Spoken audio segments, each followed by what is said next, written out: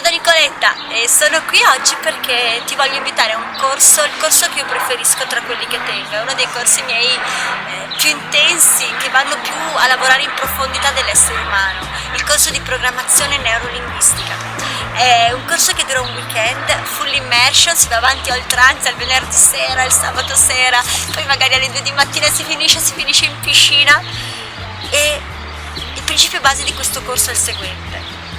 Quante volte ti succede di sapere, di sentire, di avere la sensazione che stai dando e agendo con il freno a mano tirato, stai dando meno di ciò che puoi dare, stai utilizzando un po' a risparmio le risorse che in realtà potresti avere, solo che non sai come fare, non sai come tirar fuori quelle capacità che ti caratterizzano.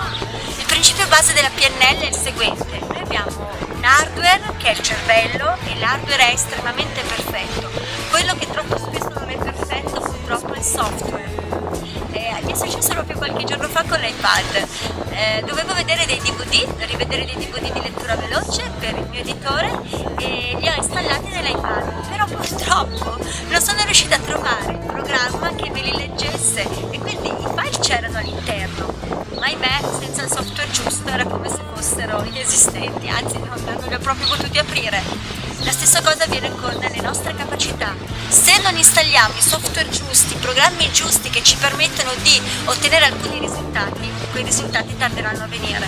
Imparare a comunicare meglio con noi stessi e con gli altri, fare un esame dei nostri valori, dei nostri obiettivi, di ciò che ci caratterizza, cercare di capire come entrare in rapport, in sintonia con le persone, cercare di reinterpretare e gestire al meglio i nostri stati d'animo, capire quali sono i programmi, i metaprogrammi, il linguaggio, come utilizzare il linguaggio, cioè veramente è estremamente vasto questo corso. Io mi auguro che tu ci possa essere. Sarà un corso che ti darà tantissimo e che ti permetterà di fare la differenza, di avere quegli strumenti che fanno la differenza.